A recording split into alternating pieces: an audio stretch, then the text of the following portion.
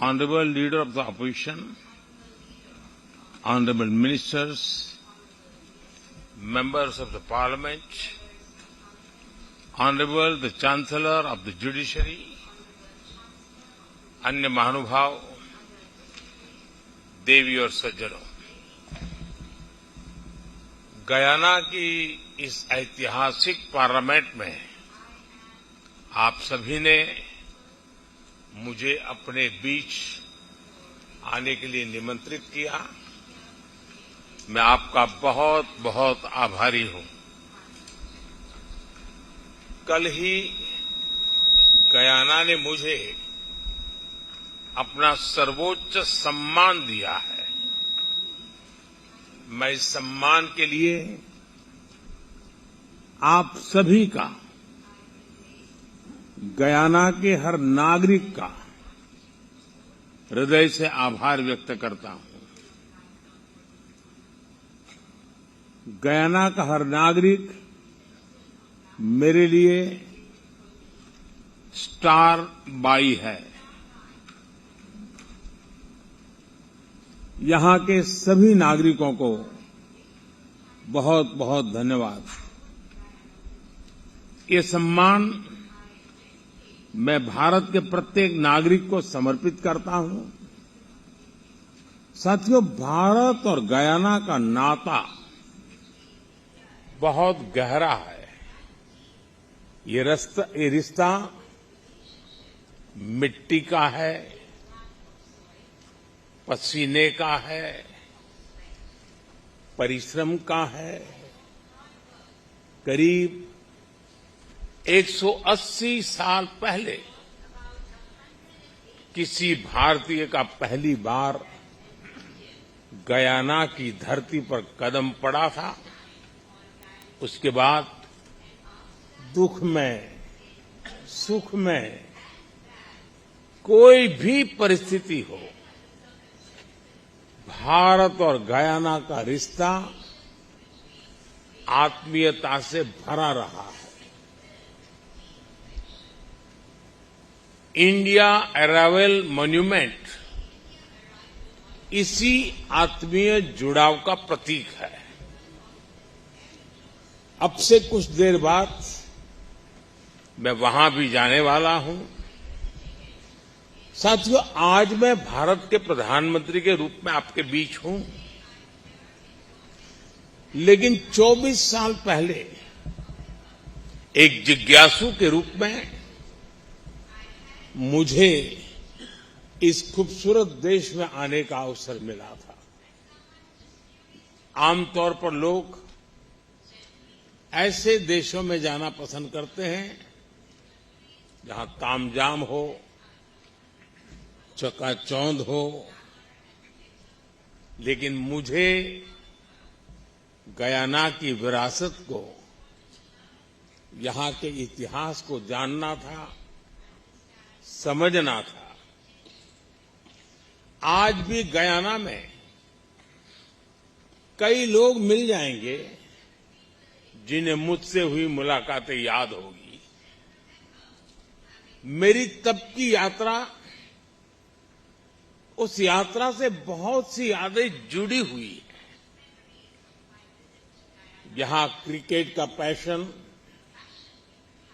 यहां का गीत संगीत, और जो बात मैं कभी नहीं भूल सकता, और वो है चटनी।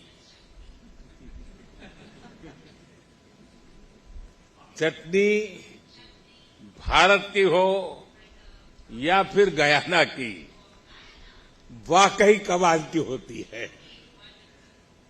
साथियों, बहुत कम ऐसा होता है जब आप किसी दूसरे देश में जाएं और वहां का इतिहास आपको अपने देश के इतिहास जैसा लगे। पिछले 200-250 साल में भारत और गयाना ने एक जैसी गुलामी देखी, एक जैसा संघर्ष देखा, दोनों ही देशों में गुलामी से मुक्ति की एक जैसी ही छटपटाहट भी थी। आजादी की लड़ाई में यहां भी और वहां भी कितने ही लोगों ने अपना जीवन समर्पित कर दिया। यहां गांधी जी के करीबी C.F. एंड्रूज हो, ईस्ट इंडियन एसोसिएशन के अध्यक्ष जंग बहादुर सिंह हो, सभी ने गुलामी से मुक्ति की इस लड़ाई मिलकर लड़ी और आजादी पाई। और आज हम दोनों ही देश दुनिया में डेमोक्रेसी को मजबूत कर रहे हैं। इसलिए आज गयाना की संसद में मैं आप सभी का 140 करोड़ भारतवासियों की तरफ से अभिनंदन करता हूं। मैं गयाना संसद के हर प्रतिनिधि को बहुत बहुत बधाई देता हूं। गयाना में डेमोक्रेसी को मजबूत करने के लिए आपका हर प्रयास दुनिया के विकास को मजबूत कर रहा है। साथियों, डेमोक्रेसी को मजबूत बनाने के प्रयासों के बीच हमें आज वैश्विक परिस्थितियों पर भी लगातार नजर रखनी है। जब भारत और गयाना आजाद हुए थे तो दुनिया के सामने अलग तरह की चुनौतियां थी। आज 21वीं सदी की दुनिया के सामने जो चुनौतियां हैं वो पूरी तरह अलग है। दूसरे विश्व युद्ध के बाद बनी व्यवस्थाएं और संस्थाएं ध्वस्त हो रही हैं। कोरोना के बाद जहां एक नए वर्ल्ड ऑर्डर की तरफ बढ़ना था, दुनिया दूसरी ही चीजों में उलझ गई। इन परिस्थितियों में आज विश्व के सामने आगे बढ़ने का सबसे मजबूत मंत्र है democracy first, humanity first. Democracy first की भावना हमें सिखाती है कि सबको साथ लेकर चलो, सबको साथ लेकर सबके विकास में सहभागी बनो। ह्यूमैनिटी फर्स्ट की भावना हमारे निर्णयों की दिशा तय करती है। जब ह्यूमैनिटी फर्स्ट को अपने निर्णयों का आधार बनाते हैं तो नतीजे भी मानवता का हित करने वाले ही होते हैं। साथियों, हमारी डेमोक्रेटिक वैल्यूज इतनी मजबूत है कि विकास के रास्ते पर चलते हुए हर उतार चढ़ाव में हमारा संबल बनती है। एक इंक्लूसिव सोसाइटी के निर्माण में डेमोक्रेसी से बड़ा कोई माध्यम नहीं है। नागरिकों का कोई भी मत पंथ हो, उसका कोई भी बैकग्राउंड हो, डेमोक्रेसी हर नागरिक को उसके अधिकारों की रक्षा की, उसके उज्जवल भविष्य की गारंटी देती है। और हम दोनों देशों ने मिलकर दिखाया है कि डेमोक्रेसी सिर्फ एक कानून नहीं है, सिर्फ एक व्यवस्था नहीं है।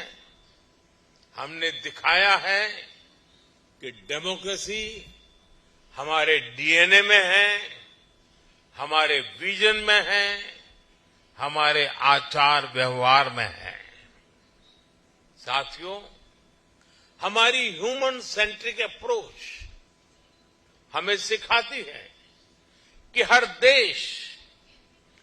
देश के नागरिक उतने ही अहम है।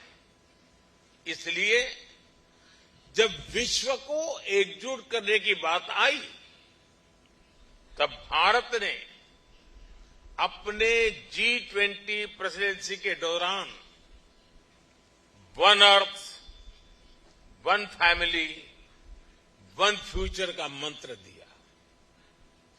जब कोरोना का संकट आया, पूरी मानवता के सामने चुनौती आई, तब भारत ने वन अर्थ, वन हेल्थ का संदेश दिया। जब क्लाइमेट से जुड़े चैलेंजेस में हर देश के प्रयासों को जोड़ना था, तब भारत ने वन वर्ल्ड, वन सन, वन ग्रिड का विजन रखा। जब दुनिया को प्राकृतिक आपदाओं से बचाने के लिए सामूहिक प्रयास जरूरी हुए, तब भारत ने CDRI यानी coalition for disaster resilient infrastructure का इनिशिएटिव लिया। जब दुनिया में प्रो प्लेनेट पीपल का एक बड़ा नेटवर्क तैयार करना था, तब भारत ने मिशन लाइफ जैसा एक ग्लोबल मूवमेंट शुरू किया। साथियों, डेमोक्रेसी फर्स्ट, ह्यूमैनिटी फर्स्ट की इसी भावना पर चलते हुए आज भारत विश्व बंधु के रूप में विश्व के प्रति अपने कर्तव्य निभा रहा है। दुनिया के किसी भी देश में कोई भी संकट हो, हमारा ईमानदार प्रयास होता है कि हम फर्स्ट रिस्पॉन्डर बनकर वहां पहुंचे। आपने कोरोना का वो दौर देखा है जब हर देश अपने अपने बचाव में ही जुटा था। तब भारत ने दुनिया के 150 से अधिक देशों के साथ दवाएं और वैक्सीन्स शेयर की।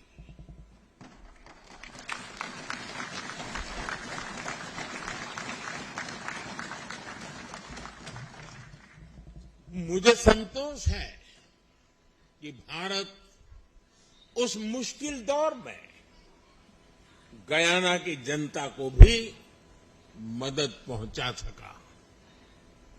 दुनिया में जहां जहां युद्ध की स्थिति आई, भारत राहत और बचाव के लिए आगे आया। श्रीलंका हो, मालदीव हो, जिन भी देशों में संकट आया, भारत ने आगे बढ़कर बिना स्वार्थ के मदद की। नेपाल से लेकर तुर्की और सीरिया तक जहां जहां भूकंप आए, भारत सबसे पहले पहुंचा है। यही तो हमारे संस्कार है। हम कभी भी स्वार्थ के साथ आगे नहीं बढ़े। हम कभी भी विस्तारवाद की भावना से आगे नहीं बढ़े। हम रिसोर्सेज पर कब्जे की, रिसोर्सेज को हड़पने की भावना से हमेशा हमेशा दूर रहे हैं। मैं मानता हूं, स्पेस हो, सी हो, ये यूनिवर्सल कॉन्फ्लिक्ट के नहीं, बल्कि यूनिवर्सल कोऑपरेशन के विषय होने चाहिए। दुनिया के लिए भी ये समय कॉन्फ्लिक्ट का नहीं है। ये समय कॉन्फ्लिक्ट पैदा करने वाली कंडीशंस को पहचानने और उनको दूर करने का है। आज टेररिज्म, ड्रग्स, साइबर क्राइम ऐसी कितनी ही चुनौतियां हैं जिनसे मुकाबला करके ही हम अपनी आने वाली पीढ़ियों का भविष्य संवार पाएंगे। और ये तभी संभव है जब हम डेमोक्रेसी फर्स्ट, ह्यूमैनिटी फर्स्ट को सेंटर स्टेज देंगे। साथियों, भारत ने हमेशा प्रिंसिपल्स के आधार पर, ट्रस्ट और ट्रांसपेरेंसी के आधार पर ही अपनी बात की है। एक भी देश, एक भी रीजन पीछे रह गया तो हमारे ग्लोबल गोल्स कभी हासिल नहीं हो पाएंगे। तभी भारत कहता है, एवरी नेशन मैटर्स। मैं फिर दोहराऊंगा, एवरी नेशन मैटर्स। इसलिए भारत आइलैंड नेशंस को स्मॉल आइलैंड नेशन नहीं बल्कि लार्ज ओशन कंट्रीज मानता है। इसी भाव के तहत हमने इंडियन ओशन से जुड़े आइलैंड देशों के लिए सागर प्लेटफॉर्म बनाया। हमने पैसिफिक ओशन के देशों को जोड़ने के लिए भी विशेष फोरम बनाया है। इसी नेक नियत से भारत ने G20 की प्रेसिडेंसी के दौरान अफ्रीकन यूनियन को G20 में शामिल कराकर अपना कर्तव्य निभाया।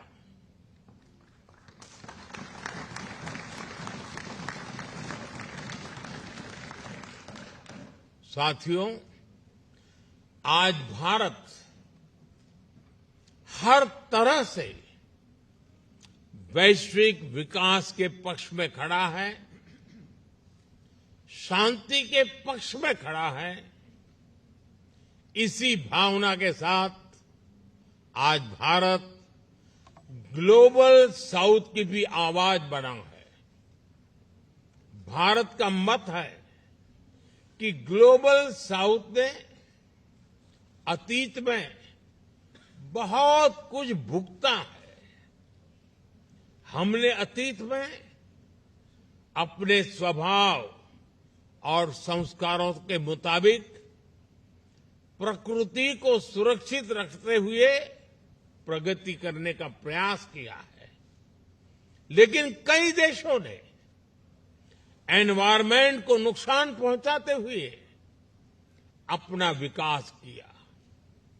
आज क्लाइमेट चेंज की सबसे बड़ी कीमत ग्लोबल साउथ के देशों को चुकानी पड़ रही है। इस असंतुलन से दुनिया को निकालना बहुत आवश्यक है। साथियों, भारत हो, गयाना हो,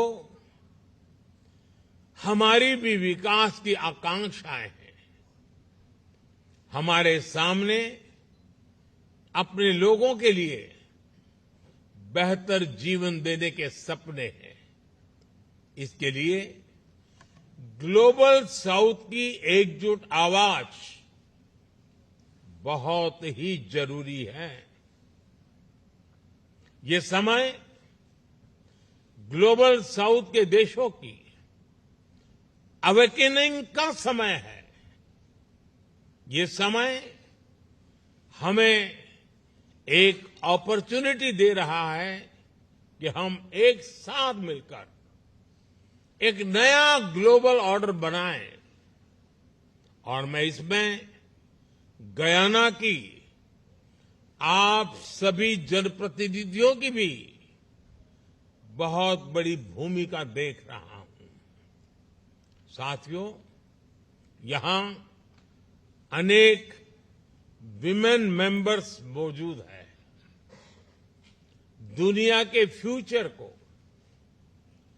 फ्यूचर ग्रोथ को प्रभावित करने वाला एक बहुत बड़ा फैक्टर दुनिया की आधी आबादी है। बीती सदियों में महिलाओं को ग्लोबल ग्रोथ में कंट्रीब्यूट करने का पूरा मौका नहीं मिल पाया। इसके कई कारण रहे हैं। ये किसी एक देश की नहीं, सिर्फ ग्लोबल साउथ की नहीं, बल्कि ये पूरी दुनिया की कहानी है। लेकिन 21वीं सेंचुरी में ग्लोबल प्रॉस्पेरिटी सुनिश्चित करने में महिलाओं की बहुत बड़ी भूमिका होने वाली है। इसलिए अपनी G20 प्रेसिडेंसी के दौरान भारत ने विमेन लेड डेवलपमेंट को एक बड़ा एजेंडा बनाया था। साथियों, भारत में हमने हर सेक्टर में, हर स्तर पर लीडरशिप की भूमिका देने का एक बड़ा अभियान चलाया है। भारत में हर सेक्टर में आज महिलाएं आगे आ रही है। पूरी दुनिया में जितने पायलट्स हैं, उनमें से सिर्फ 5% महिलाएं हैं, जबकि भारत में जितने पायलट्स हैं, उनमें से 15% महिलाएं हैं।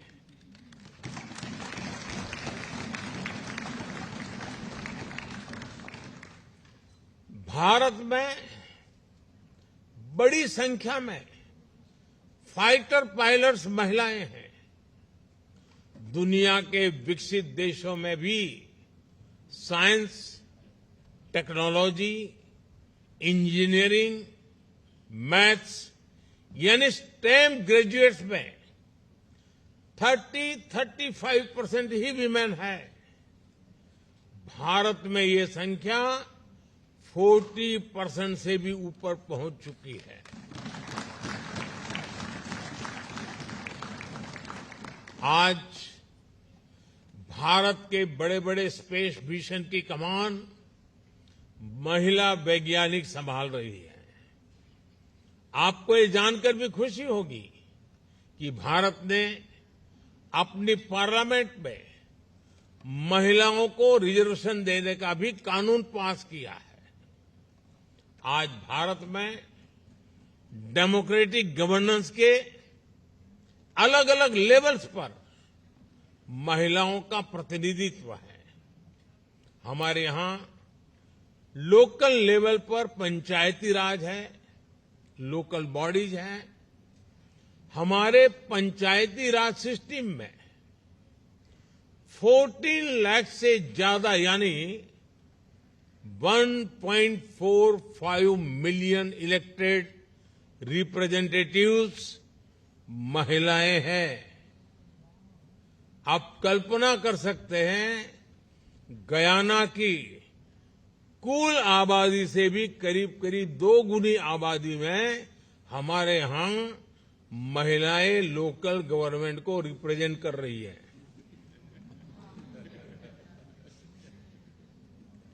साथियों, गयाना लैटिन अमेरिका के विशाल महाद्वीप का गेटवे है। आप भारत और इस विशाल महाद्वीप के बीच अवसरों और संभावनाओं का एक ब्रिज बन सकते हैं। हम एक साथ मिलकर भारत और कैरिकॉम के पार्टनरशिप को और बेहतर बना सकते हैं। कल ही गयाना में इंडिया कैरिकॉम समिट का आयोजन हुआ है। हमने अपनी साझेदारी के हर पहलू को और मजबूत करने का फैसला लिया है। साथियों, गयाना के विकास के लिए भी भारत हर संभव सहयोग दे रहा है। यहां के इंफ्रास्ट्रक्चर में निवेश हो, यहां की कैपेसिटी बिल्डिंग में निवेश हो, भारत और गयाना मिलकर काम कर रहे हैं। भारत द्वारा दी गई फेरी हो, एयरक्राफ्ट हो, ये आज गयाना के बहुत काम आ रहे हैं। रिन्यूएबल एनर्जी के सेक्टर में, सोलर पावर के क्षेत्र में भी भारत बड़ी मदद कर रहा है। आपने T20 क्रिकेट वर्ल्ड कप का शानदार आयोजन किया है। भारत को खुशी है कि स्टेडियम के निर्माण में हम भी सहयोग दे पाए। साथियों, डेवलपमेंट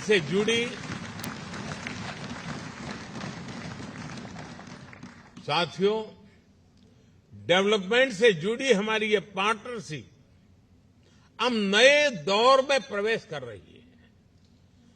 भारत की एनर्जी डिमांड तेजी से बढ़ रही है और भारत अपने सोर्सेज को डाइवर्सिफाई भी कर रहा है। इसमें गयाना को हम एक महत्वपूर्ण एनर्जी सोर्स के रूप में देख रहे हैं। हमारे बिजनेसेस गयाना में और अधिक इन्वेस्ट करें, इसके लिए भी हम निरंतर प्रयास कर रहे हैं।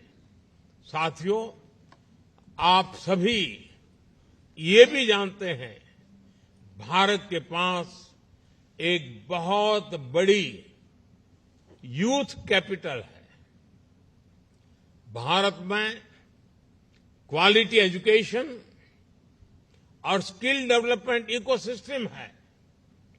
भारत को गयाना के ज्यादा से ज्यादा स्टूडेंट्स को होस्ट करने में खुशी होगी। मैं आज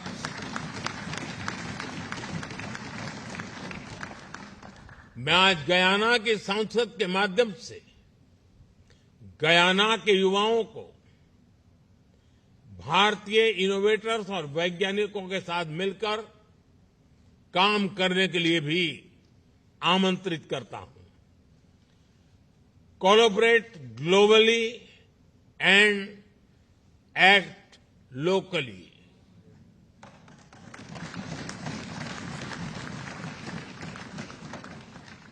हम अपने युवाओं को इसके लिए इंस्पायर कर सकते हैं। हम क्रिएटिव कोलैबोरेशन के जरिए ग्लोबल चैलेंजेस के सॉल्यूशन ढूंढ सकते हैं। साथियों, गयाना के महान सपूत श्री छेदी जगन ने कहा था कि हमें अतीत से सबक लेते हुए अपना वर्तमान सुधारना होगा और भविष्य की मजबूत नींव तैयार करनी होगी। हम दोनों देशों का साझा अतीत, हमारे सबक, हमारा वर्तमान हमें जरूर उज्जवल भविष्य की तरफ ले जाएंगे। इन्हीं शब्दों के साथ आप सबके बीच आने का सौभाग्य मिला। इसके लिए मैं आप सबका आभार व्यक्त करते हुए अपनी बात समाप्त करता हूं। मैं आप सभी को भारत आने के लिए भी निमंत्रित करूंगा। मुझे गयाना के ज्यादा से ज्यादा जनप्रतिनिधियों का भारत में स्वागत करते हुए खुशी होगी। मैं एक बार फिर गयाना की संसद का, आप सभी जनप्रतिनिधियों का बहुत बहुत आभार व्यक्त करता हूं।